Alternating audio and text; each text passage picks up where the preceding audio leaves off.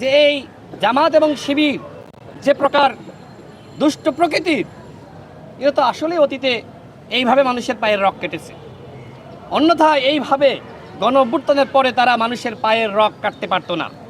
অর্থাৎ জামাত শিবিরকে যে রগ কাটা বাহিনী বলা হতো, তার প্রমাণ মিলেছে এই ছাত্র অধিকার পরিষদের নেতাকর্মীদেরকে তারা যে পায়ের রগ কেটেছে, হত্যা চেষ্টা চালিয়েছে। আমি দেখলাম, অবাক হয়েছি যে জামাতের সেক্রেটারি জেনারেল কতটা নির্লজ্জ বেহায়া হলে তিনি এই হামলার পক্ষে ছাপায় গিয়ে বিবৃতি দিতে পারেন। সত্যি অবাক হয়েছি।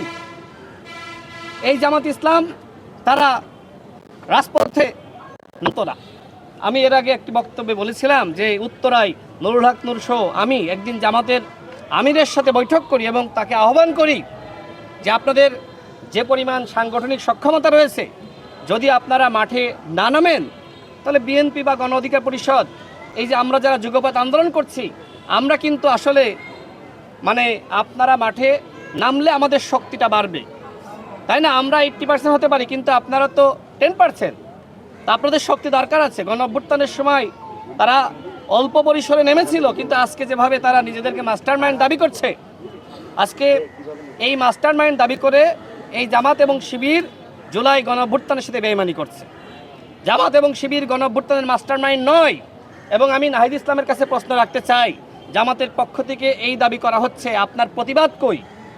বিএনপির কোনো নেতা কোনো বক্তব্য রাখলে সেটি নিয়ে তো আপনি বক্তব্য, বিবৃতি, প্রতিবাদ জানান, কিন্তু জামাত এবং শিবির সম্পর্কে আপনার আগের বক্তব্য ছিল যে জামাত শিবিরের নেতৃত্বকে দেশের জনগণ গ্রহণ করবে না।